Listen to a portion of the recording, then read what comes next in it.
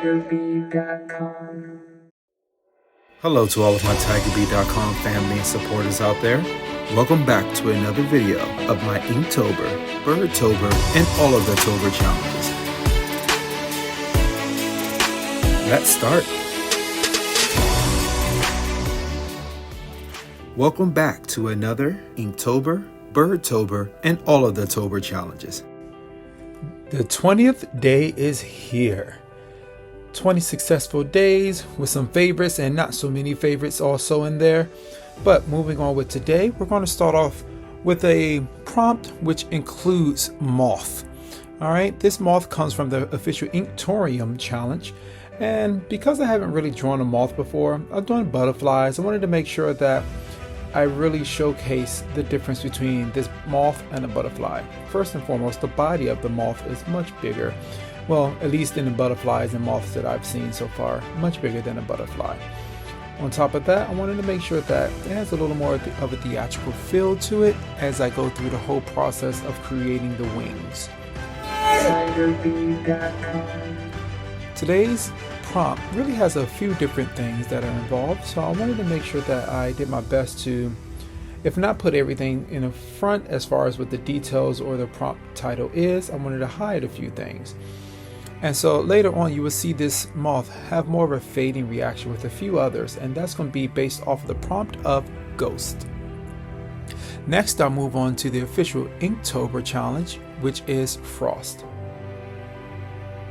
Because I haven't done a snowflake, I guess that's what I'm going to call this, before, I wanted to take my time and get like a really good feel with it.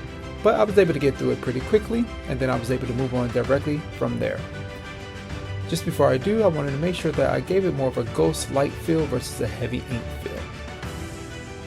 And then moving on to the official Birdtober challenge, today we have the pine grosbeak.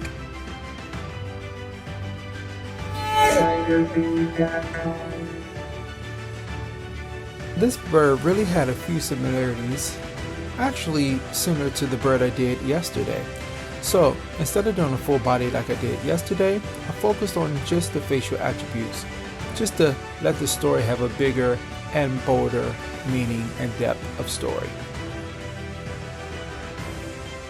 Getting through with the sketch pretty quickly and then moving on with the ink also within a quick manner, I'm pretty much done in my case. Seeing as I'm keeping everything in sketch format, I don't want to do too much of a detailed situation. The difference that I'm going to create today though, I will give a full detail eye compared to yesterday. Yesterday I kind of left the bird's eyes blank, and I'm happy I did that, giving this bird a different and kind of a more meaningful life visually.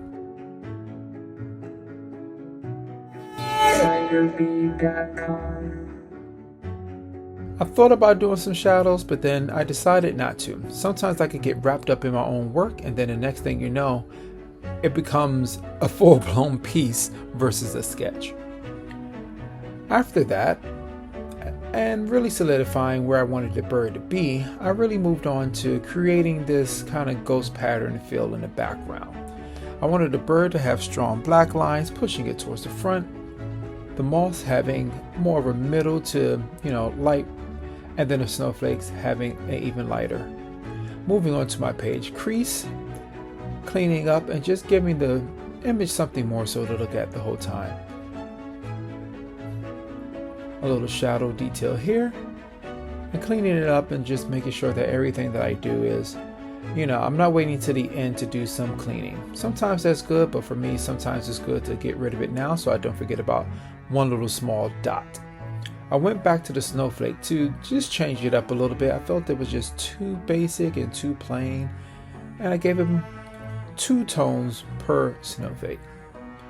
After that, I go back into the moth and just give it some darkness in the body and then on his spots, which look like eyes.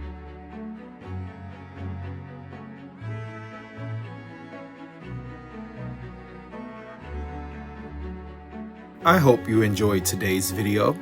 Be sure to return for the next installment of TigerBee.com. Also, don't forget to follow, subscribe, like, love, and share.